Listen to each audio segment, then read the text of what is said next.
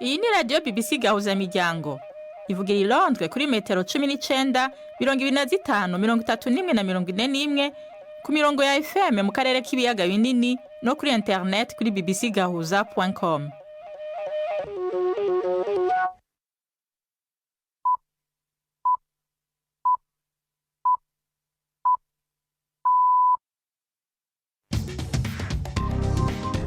Ubu ni saa 10 n'igice ku isaha mpuzamakungu ya GMT, isaha 12 n'igice mu Rwanda no mu Burundi, muri kumwe na Nina Iradukunda.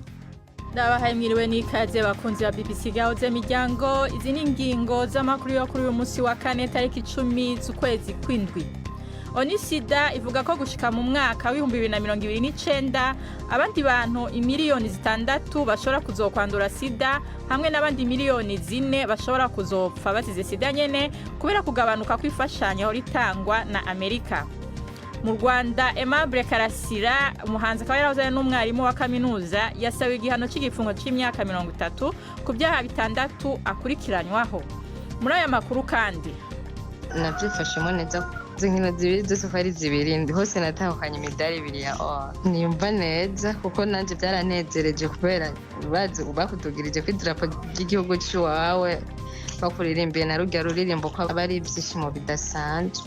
Uwo ni Charlene Irakiza, umwigeme w'umurundikazi afite imyaka 17 aheruka gutahukana imidari 2 y'inzahabu mu izihiganwa rya judo ry'abafite imyaka 17 rizwi nka Swane Junior African Cup y'uyu mwaka ryabereye muri Afrika y'Epfo.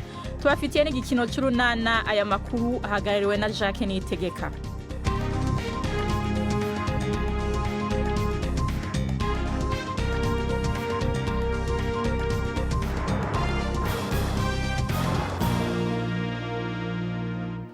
Amakuru tuyaheri Buraya. Umukuru wa leta y'Ubudagi azwi nka Chancellor Friedrich Merz yasavye President Trump kwifatanya n'abanyaburaya mu gushigikira Ukraine.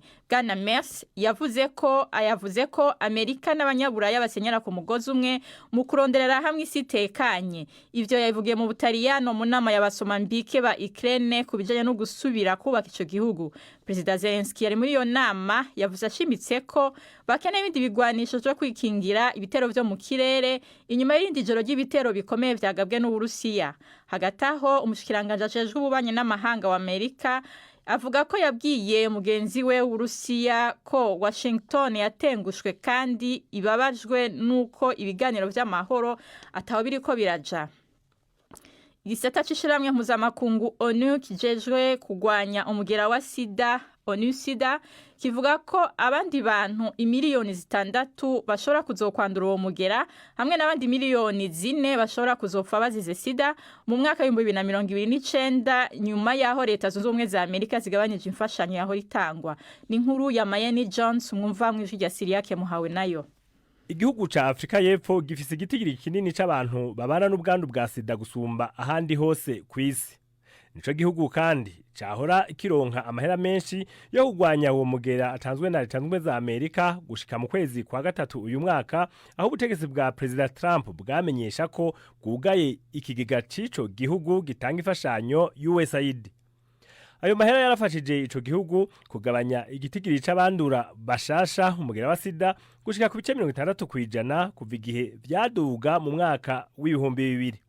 Iyo fashanyo kandi yatumye ico gihugu kiza mu vyambere mu bushakashatsi kuri uwo mugera.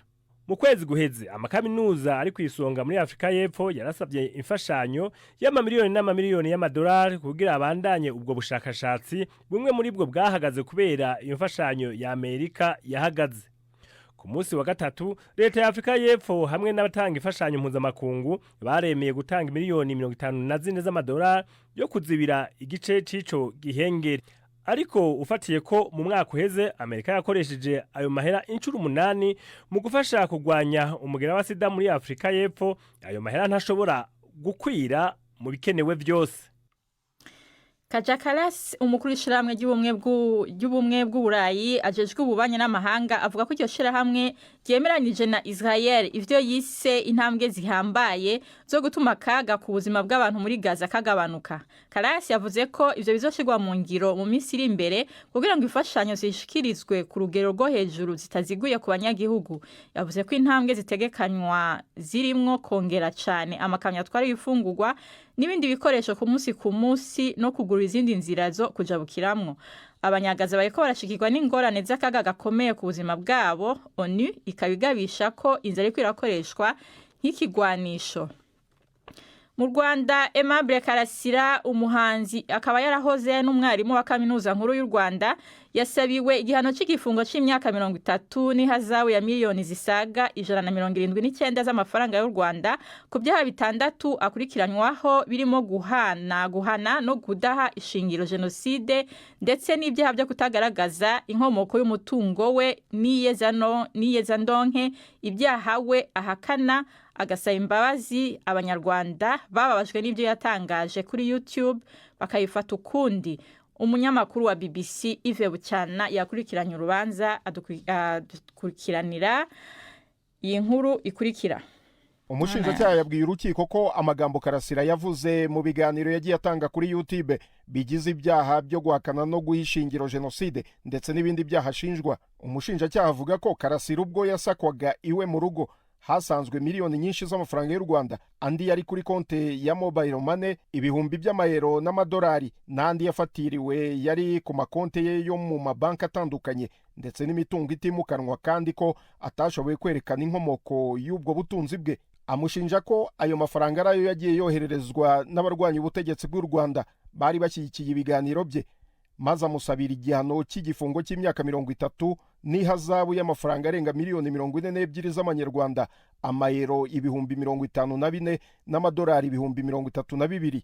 Umushinjacyaha kandi yasabye urukiko kwemeza ko umutungo wafatiwe kwa Karasira ushyirwa mu mutungo wa leta, no kuvuga miliyoni 14 z'amafaranga y'u Rwanda, amayero ibihumbi 17 na 520 n'ibihumbi 10 by'amadolari. Kuri ibyo bihano Karasira yasabiwe, we n'abamwunganira basabye urukiko gutesha agaciro ibirego by'umushinjacyaha ngo kuko nta bimenyetso bifatika umushinjacyaha yagaragaje, ngo mu gihe urukiko rwabibona ukundi kandi rugahisha ingiro ibyagaragajwe n'abaganga ku burwayi bwa Karasira bwagaragajwe mu rubanza mu mizi. Bavuga kandi ko mu gihe yirukanwaga ku kazi nk'umwarimu wa kaminuza, abantu batangije igikorwa cyo kumufasha bamwoherereza amafaranga. Umwunganira avuga ko icyo gikorwa nta ruhare Karasira yakigizemo.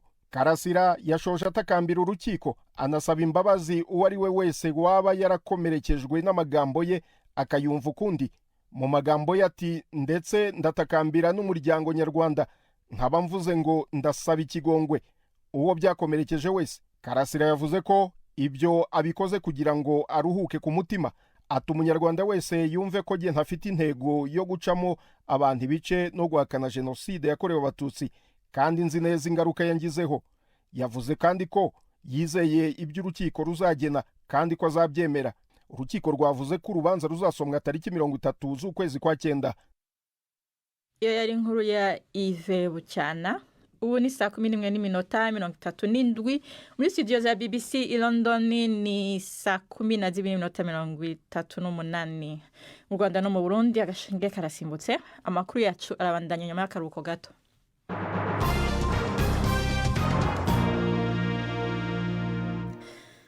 Umunonosi urangiranwa w'umunyafrika y'Epfo mu kwiruka Caster Semenya yatsinze igice kimwe cy'urubanza rwiwe muri sentare nkuru ya Buraya n'uburenganzira bwa muntu. Iyo sentare yasanze sentare zo mu Busuwisi zarananiwe gukingira uburenganzira bwiwe bwo kuburana ku buryo bubereye igihe yahangana n'amategeko atavugwa ko rumwe yerekeye inkabuzo za testosterone z'igitsina gabo yashizweho n'ishiramwe ry'imikino ngororamubiri yo kwisi yose. Ni inkuru ya Pumza Filani mwumva mwijwi rya Yvette Kabatesi. Urukiko rw'Uburayi rurengera uburenganzira bwa muntu rwasanze inkiko z'Ubusuwisi zitarahaye Caster Semenya ubutabera busesuye. Agaragara nk'uwanyuzwe n'uwo mwanzuro, Semenya yatangaje ko urubanza rwari mu rwego rwo kurinda ishema n'icyubahiro cye. Yishimiye icyo cyemezo, aburira abandi bakinyi ko bagomba kwamagana karengane. aho muri Afurika y'Epfo akanama ka leta k'uburenganzira bwa muntu kishimiye umwanzuro w'urukiko kavuga ko bizafasha kurengera uburenganzira bw'abakinyi batagira uruhande babarizwamo rw'igitsina, yaba igitsina gore cyangwa igitsina gabo, bakunze kwibasirwa n'ivangura. Ariko Caster Semenya ntiyatsinze muri byose.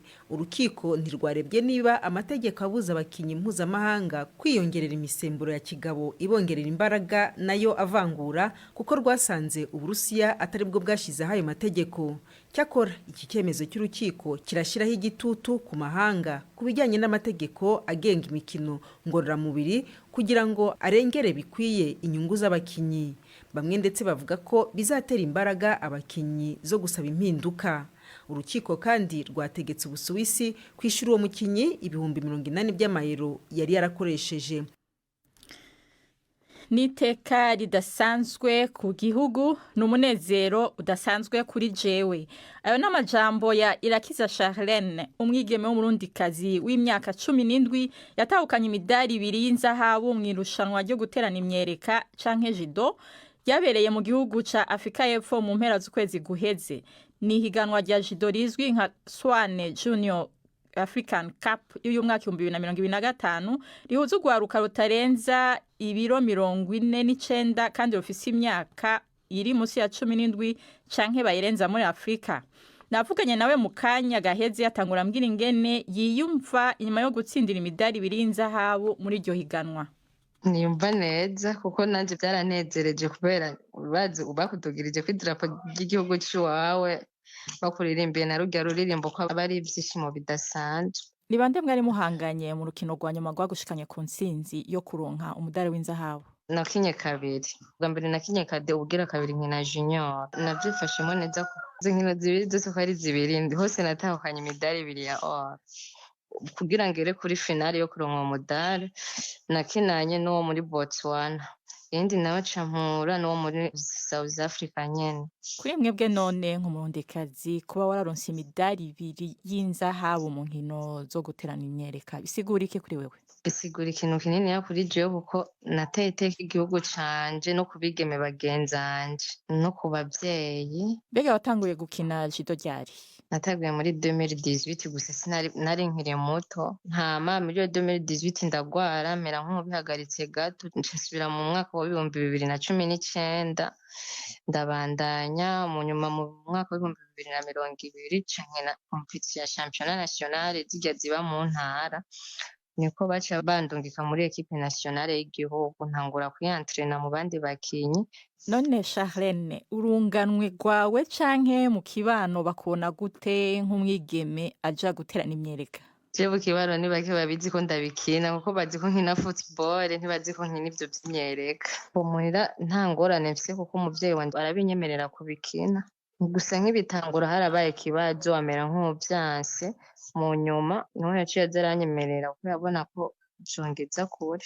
Inyuma yo kuronka imidari 2 y'inzahabu mu rukino rwa judo canke guterana imyereka, ubu mugiye gukora iki mu bijanye na judo?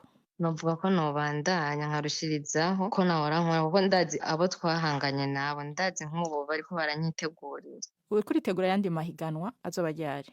Ndafise higanwa mu kwezi bizobera muri Angola ku rwego rwa Afrika, bikunze tukajayo. Hari abanonotsi canke abandi bantu bakina iyi mikino itandukanye bahora bidoga ko bafise ingorane z'uburyo canke aho kwimenyerereza hameze neza. Mwebwe hari ingorane nk'izo mwa mwarahuye nazo? Twe ingorane turazifise vraiment sinobesha kuko icambere uburyo ego nivyo nazi ko mu mikino ya siporo uburyo ni ikintu kigoye nyene, kenshi birashika uburyo bukabura. Yaba uburyo buboneka tuba tugenda turi abakinyi benshi kandi ndazi twotahukana imidari myinshi. Kenshi turakunda gushikirwa n'ingorane z'amatreningi, imyambaro abakinyi bagenda bambaye, n'isare dukiniramo barayibomoye. Ubu nta sare dufise dukoreramo entraînement, aho dushitse niho twiyantrena hama tugataha. Mbega mu buzima busanzwe mukora uyu mukino wo guterana imyereka nk'umwuga canke murafise ibindi bintu mukora bisanzwe mu buzima? Ndabikora mugandi n'umunyeshuri. Ubifatanya gute? Niga mu gitondo mvuye ku ishuri, ku mugoroba nja mu myimenyerezo. Ubu ni umwanya w'igikino c'urunana.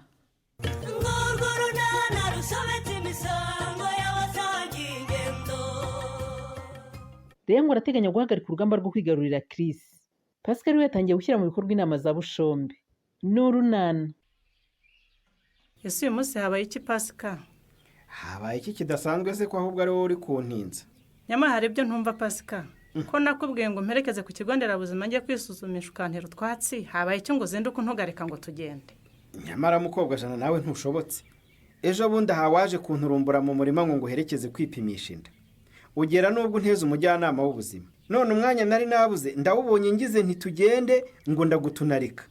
Mu by'ukuri urashaka iki? None se sindi kwitegura ngo tugende? Banguka tuhagere mbere baduhereho nyine duhite twigarukira. Urabona tugarutse hakiri kare nshobora kwisuma muri ruriya rutoki rwa Rangwida aho nari nshigaje nkaharangiza. None se ubundi kumbwira ngo ndagukerereza kandi utaranitegura ngo tugende? Kiyo ntaranitegura, nditegura ikize kirenze ibi. Urajya kwa muganga umeze utyo se? Sinakarabye mu maso ra, hari ingonera mfite ku muntu uri kubona. Ingona ntazo ariko wambaye imyenda ukorana. Iyi pantaro yanjye zibaye iki? Ndi gitifu ngo nshyiremo ikoti na karuvati. Genda ushyiremo ka gashati gatukura na ya pantaro mperutse kukudodera birasa neza. Cyo reka guhinda yengwe ino tujye kwa muganga. Imyenda yanjye nta kibaye. Wa mugabo we wagiye wumva ko ibyo nkubwira nzi impamvu yabyo. Ubejo bundi ubwo najyaga gupimisha abana ibiro mu mudugudu. Umujyanama w'ubuzima ntiyanyihereranya kansomera nanjye nakwireba n'abana najyanye nkigaya. Ubu se wayigizera? Ntayigira se. Urabona ntambaye ka gatenge nameshejo. Kwambara agatenge n'agapira bimeshe se utoza umubiri wose bimaze ikira. Umuntu uheruka kwitsirita mu cyumweru gishize ubu ntuza kunukira abaganga. Wajya ureka kunterura ubwa Pascal.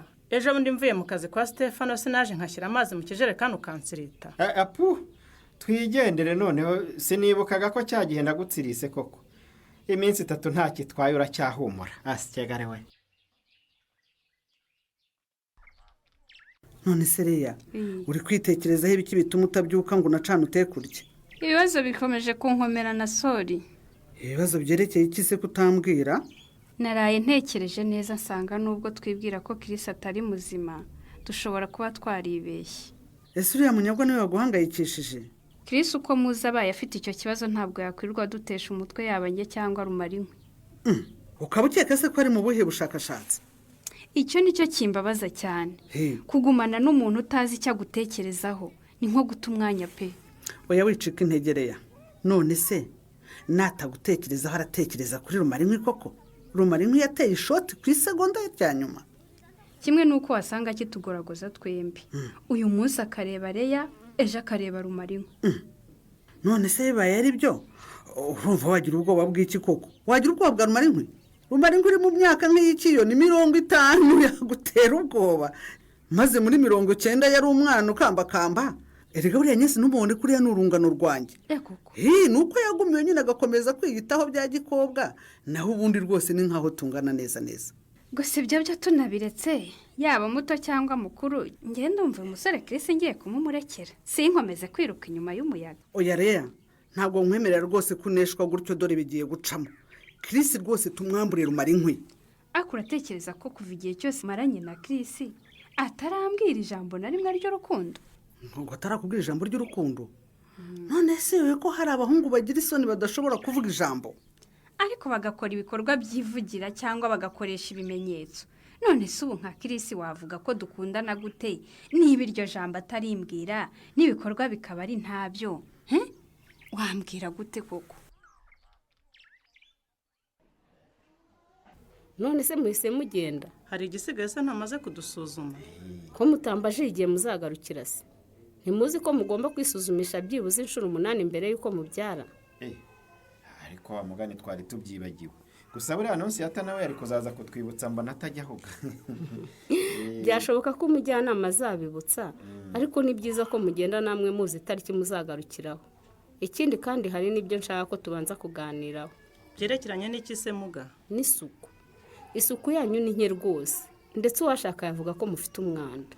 Narengize ngo mugiye kunshyira kuri liste y'abahabwa inkunga y'ingoboka yagenewe abagore batwite n'abonsa bo miryango ikennye, none nibyo. Uretse ko atari nanjye wayigushyiraho, hari umuntu ubishinzwe hano ku kigo nderabuzima. Ariko si iyo liste urashaka kuyijyaho kangahe ko nzi neza ko usanzwe mu bahabwa iyo nkunga y'ingoboka mukobwaja. Ntabwo wahabwa inkunga inshuro 2. Niba nta nkunga mu rero ndumva ibisigaye byose ari ukunyiyenza. Mwanda surihe ko naje noze mu maso no ku maguru nkambara n'imyenda imeshe. None se mukobwaja, ni gute uba uzi ko ugiye kujya mu bantu ugacisha amazi mu maso no ku maguru ntiwiyuhagire umubiri wose koko?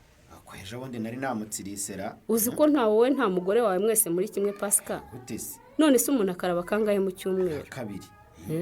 Wenda ugakaraba nko kuwa mbere ugacishamo kuwa kabiri no kuwa gatatu, kwa kane ukongera ugakaraba. Sinzi niba ibyo hari umuntu wabibigishije cyangwa ari gahunda yanyu mwishyiriyeho. Naho ubundi umuntu akwiye gukaraba byibuze buri munsi. Byaba byiza ko banakaraba kabiri ku munsi, ariko mwebwe byibuze mugerageze buri munsi. Buri munsi se ubwo waba woga uburozi muga? None ko urwanira inkunga y'ingoboka, ubundi wayiga udafite isuku urumva yakumarira iki koko mukobwa sha? Impamvu abagore batwite mu miryango ikennye bahabwa iyo nkunga y'ingoboka nta yindi, ni ukwita ku mirire yabo n'isuku. Wa muntu wese uretse ko na mukobwa jana uri ahangaha ataba yoroheye, ubundi wagize ngo turiya dufaranga so ubusa mu muryango munini nk'uwanjye koko? Izo zo ni ingaruka zo kutaboneza urubyaro, kandi nta munsi ntabagira inama ntinyabuna mubyara bo mubasha kurera, ariko mwarananiye. Ahora ni ikimuga. Ariko noneho nyuma y'uyu nguyu nzafata ingamba zikakaye pe. Ingamba rero ntabwo uzazifata ari uko yabyaye.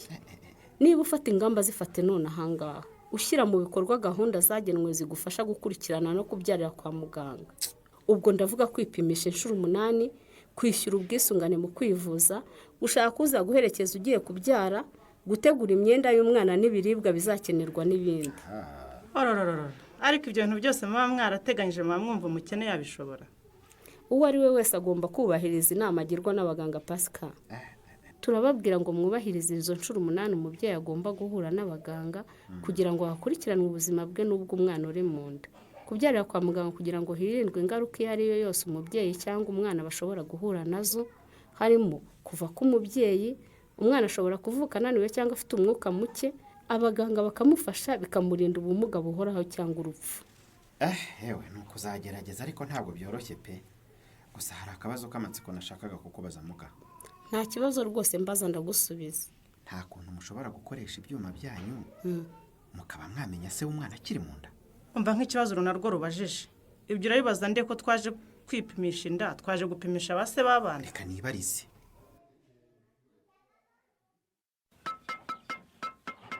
Kumanutse se Stefa? N'ubundi bari abayede baracyatunda imicanga. Gwena twe twigiriye mu karuhuko turagaruka dusanga wagwiriye bahite baponda. Cyakora ko akazi k'uyu munsi kari indyango rye cyane cyane ku bayede pe. Si ibisore se, hari udafite imbaraga zo guterura ikarayi? Yewe mukobwa jana yigiriye inama pe, yari kongera kuzongera gusa kikubita hasi. Ntabwo yasibye yansabye uruhushya rwo kujya kwa muganga. Ngo navayo kararaza mu kazi. Gusa wa mugabo we rero ngo afite inkuru itari nziza. Ahira rwaje kare. Inkuru itete busho. Ya madosiye mwasinyanaga na mukobwa jana buri mugoroba ashobora kuba agiye rwose kuko byari amazi nk'ibisusa. Ibyo si iraremereye. Dosiye iremereye ite? Nyiramariza se yarabimenye? Ntabyo aramenya, ariko mu minsi mike ashobora kubimenya. Abibwiwe nande se ko hari amadosiye yari ngewe na mukobwa jana tuyazi gusa? Bariya se mukobwa jana yaba akagoryi ku buryo ajya kwimenenda imbere ya Nyiramariza? Oya, ariko bishobora kuzamenyekana biciye mu mugabo we, kuko yatangiye kuvuga ngo ariyanda rwose ashobora kuba atariye. Niko Pascal yavuze? Niko yavuze. Ejo bundi yangishije inama ambwira ko ngo rwose umugore we yasamye kandi agasama badaheruka kugirana ibiganiro. Rero akavuga ko byanze bikunze yanda yahitewe n'undi mugabo kandi ngo bashobora kuba barahuriye nyina ngo hano kwishantiye mbese. Foya none akanya karashobotse pe. Iyi nkuru nigera kuri Nyiramariza zampamba ndi muzima rwose. Kumugeraho byo ni nk'ako kanya. Ubwo se urumva Pascal namara kubimenya azabiceceka. Wumvisha nkeka se? Yewe ntabwo agukeka pe. Ariko byanze bikunze nyina azakumenya.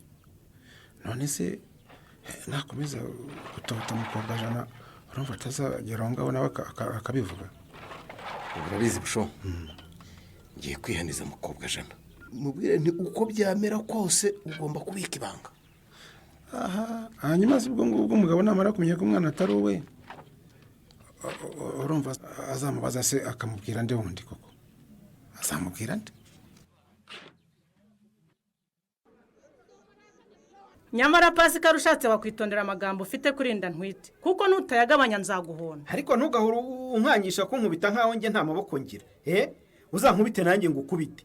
Reka ngere hano ku kabari nisomera agacupa ndumva ingwaga se nkwiye kwa muganga imbagamagara. Ugiye kunywesha iki se ko wavugaga ko nta mafaranga ufitera? Hari agahumbi nasabwiye kuri bwa bufaranga baduha abanyeshyari biti byimejeje. Umuntu yareba uko yigenza da. Jya ukomeza wigana abayita ibyimejeje nyine uzabishima ejo bundi nahagarara tugasigara dukanura nka mbega urubwa. Cyane ko rwose tutanayakoresha neza ngo byibura iyo nkunga izahagarare dushoboye kwigira. Ahubwo icyo nicyo gituma ngomba kuyanywera nkica ingwagase. Hari nubwo abayita ibyimeje nk'amafaranga se nabonye aza ntaza havuye ubundi nabwirwa n'iki gihe azagendera. Kandi yariyo mpamvu twakabaye tuyakoresha neza igihe tukiyafite. Reba nk'ubwo nk'icyo gihumbi urashaka ko tukinywera kandi mu rugo nta kintu gihari. Abana ntibafite iyo ndyo yuzuye nta n'agasabune gahari. Ntawe ngo kunywa inzoga koko mukobwaje. Uzi ko nose atamaze kukugira ikigoryi burundu Pasika. Munyumvire. Ubu twishwe n'inyota dufite amafaranga ngo nuko tudafite ibyo tugaburira abana ejo. None se mukobwa Jana, ubu uravuga ngo tujye kunywera icyo gihumbi koko. Hari ubwo uzaho uzakura ikindi ejo wenda? Sawa niba ubyanze taha ujye mu rugo uburera abana nge sindenga. Icyo gihumbi uranze ugiye kukinywera koko mukobwa Jana? Ntuzakurizaho n'injira urahabonye. Nubishaka uhansange nutabishaka utahe ujye kurera abana mu rugo. Ese burya ni wowe Reya? Ntabwo wari wamenye se Devo. Ntabwo umuntu yapfa kukumenya pe. Wikozeho rwose wabaye Reya mushyashya. Nyamara ni ibisanzwe. Oya ntabwo ari ibisanzwe wikozeho birenze ibikenewe. Ntawamenya ko uje kwa muganga rwose wagira ngo hari aho usohokeye. Ahubwo se kuje kwivuza bwije. Muzi ko buriya abaganga b'ijoro baba bari bakeya ugereranyije n'abakora amanywa. Nirata ntagutera ubwoba n'abarayizamu barakwakira nta kibazo ugira. Gusa mwihangayika ntabwo nje kwivuza. Uje kujya utese ku kigo nderabuzima muri uyu mugoroba? Nje kureba titireri. Titireri mufitanye gahunda se? Kuza kumureba ngo ampere ifite se bisaba kuba dufitanye gahunda. Ubwo se uramubona ra? Ese ko murebana mukamwenyura mwatoye mukavuga icyo mushaka kuvuga. Ngo ndamubona? Ndabuzwa n'iki se kumubona kandi ahari? Icyo twavuga mu buryo busanzwe bw'ikinyabupfura ntabwo umuntu yitora ngo ajye mu biro by'umuyobozi batahanye gahunda. Ni umuyobozi wanyu nyine mujye mumusaba iyo gahunda. Njyewe n'inshuti yanjye igihe cyose mushakiye namureba ntawe bisaba kwaka ikibari. Yegora. Ngaho cyenda urebe inshuti yawe ukwitambika umbwire. None se mwambwiye aho ari ko ahubwo nabonye mu biro bye ntawe urimo. Kandi wabibonye ko ntawe uhari nyine. Hanyuma sirasi imodoka ye mbona iparitse hariya. Cyangwa agashiya karabishe ko namwegukanye Yesu umuvandimwe wanyu akanuye amaso. Ubwo se uri igiki kuko tugirira umushira? Ariko ubanza ari wireba ukibonamo zahabu umukobwa. Icyo nibonamo cyose kiramaze. Icyangombwa nuko kibatera ishyari. Kugeza ubwo mumpisha aho umukunzi wanjye ari. Uwo mukunzi wawe ntawe uhari muko. Sinzi impamvu utabizi ko yagiye mu mahugurwa. Ngo amahugurwa? Nibyo se koko ntawe uri Nyarurembo Devo? Niba wumva nkubeshye icara aho ngaho mutegereza aho azira muratahana. Yesu we. Ese ubu yankoze ibiki koko? Ayo mahugurwa sazayamaramo iminsi ngahe byibura shyaka. Inshuti yawe wituraho ko ushaka utabanje gusaba randevu nk'abandi se ntabwo uzahiri n'igihe izahamara. Yaguye mu kantu arakora iki nyuma yo kumenya aya makuru atayabwiwe na Chris? Ntuzacikwe n'ikiganiro Urunana cy'ubutaha. Ikinamico Urunana mwitegurirwa n'umuryango Urunana Development Communication mukayikurikira kuri radio BBC kuwa 2 no kuwa 4 saa 12:45 z'umugoroba.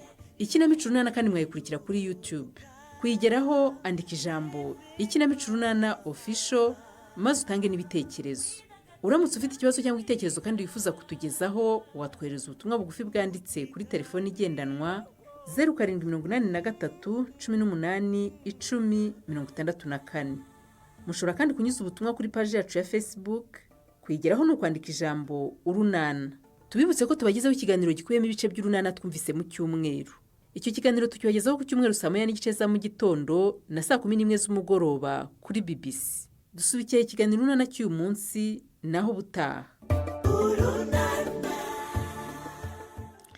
barakoze abo mu gikino c'urunana imbere kubasezera nkundira ndabibutse ko ni sida ivuga ko gushika mu mwaka wa 2029 abandi bantu 600,000 bashobora kuzokwandura sida hamwe n'abandi 4 bazopfa bazize sida kubera kugabanuka kw'imfashanyo yaho itangwa na Amerika.